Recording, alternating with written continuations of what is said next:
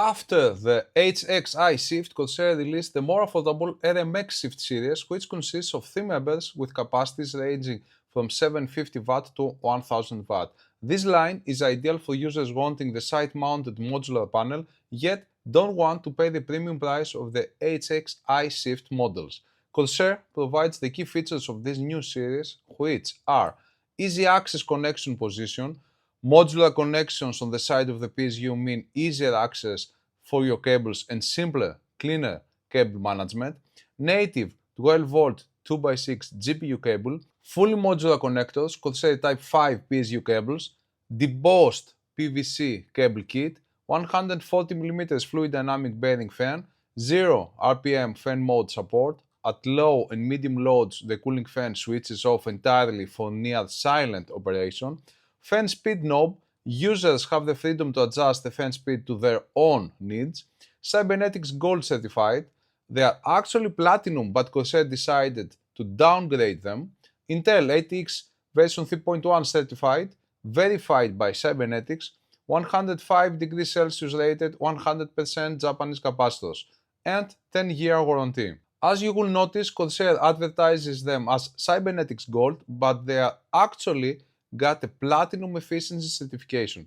To keep its PSU portfolio in order, Corsair didn't want to use the Cybernetics Platinum badge, and according to Cybern's policy, any brand can use any badge up to the one it already has, meaning that in Cybern's certification levels, downgrades are allowed, but in no case upgrades. It goes without saying that nobody can use a Cybern badge if the product hasn't been evaluated and earned it. Typically, this should be the case for all certification agencies. Unfortunately, some still don't care about fake badges, leaving users vulnerable to shady brand tactics. See the Gamdias example. The MSRP price of Corsair's new RMX Shift Series PSUs are $155 for the 750W model, $170 for the 850W unit, and finally $210 for the 1000W model. The PSU has standard dimensions and its punched fan grille includes plenty of perforations, though they are relatively small. On the front panel, you will find the AC inlet, power switch, and a fan speed control knob that let users tailor the cooling performance to their preferences. The modular panel has 11 sockets, including one native 12-volt 2x6 header. The cables are long enough, so all is good in this regard. It would be nice if Corsair used thicker 16 AWG gauges on the EPS and 6+2 pin PCI Express cables to reduce voltage drops and energy losses at high loads, but they went with the standard 18 AWG gauges instead. Apparently, they wanted to keep the cable flexibility high. For those asking whether the 12+2 pin PCI Express is inferior to the 12+4 pin, no, they are the same, since the two extra sense pins on this connector are not used. The corresponding signals CAD Power Stable and CAD CBL Press are optional. The first is a power good indicator from the add-in card to the PSU, and the second's primary role is for the PSU to sense whether an add-in card is on the other side of the cable and connected correctly. The number of peripheral connectors is more than enough, but the distance between them is short at just 105mm. I would like to see a 150mm distance between the peripheral connectors.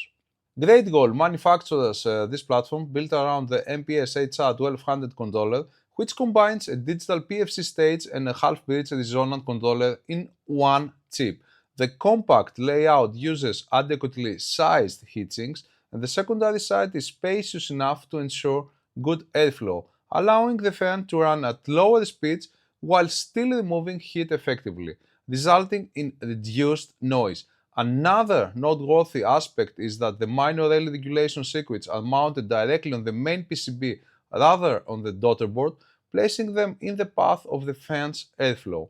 This improves cooling and prevents minor rail load changes from noticeably increasing fan speed, unlike in many other designs, particularly those from CWT.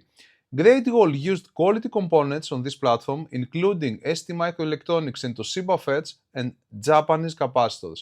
These parts don't come cheap, which explains the stiff MSRP. Load regulation is within 1% on all primary rails. Ripple suppression is good overall. The transient response with normal loads is good on all rails. The 12-volt rails performance is good enough.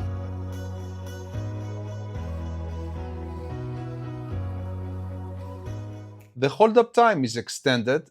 It is good to see Corsair overcovering the ATX specs corresponding requirement. The inrush currents are at normal levels. The average efficiency meets the cybernetic platinum criteria. The EPFC converter offers high PF readings at 115 volt and high enough at 230 volt. The 5 USB rails efficiency is high. The 12 volt rails OCP triggering points are not that close, as was the case in the 1000 watt model of the line, under normal and high operating temperatures.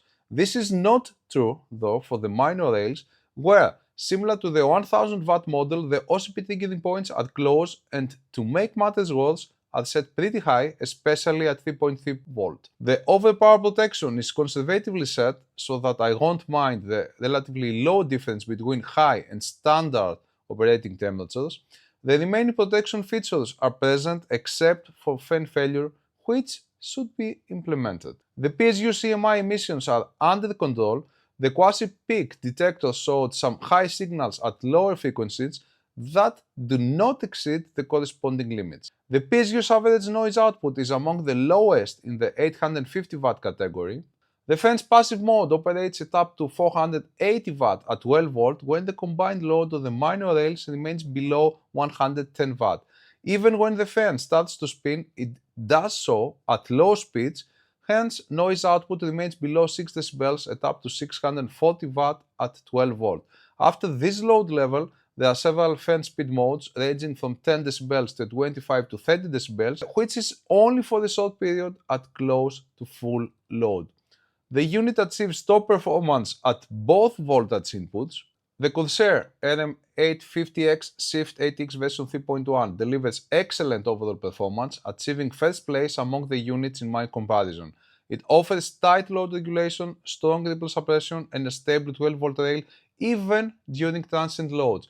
Efficiency is high across the entire load range, and it also provides a long hold-up time, low inrush currents, a highly efficient 5 USB rail, and very low vampire power. On top of that, its operation is dead silent. This is one of the quietest 850 watt PSUs on the market today. Unlike its 1000 watt sibling, the EPFC converter delivered solid performance even at 230 volt, and on top of that, the minor rails had good transient response under all conditions. Regarding the protection features, I noticed some issues there with the settings of the minor rails. Besides sky-high overcurrent protection triggering points in comparison to the nominal values, I also found that the standard and high temperature OCP triggering points are almost similar, which affects their effectiveness. The PSU is stressed way more under high operating temperatures, hence there needs to be a significant difference in the respective OCP and OPP triggering points. All in all, the Corsair RM850x Shift ATX version 3.1 offers top performance and high build quality. If it weren't for the protection feature settings on the minor rails, it could easily get a recommendation, even an editor's choice, if I were in the right mood.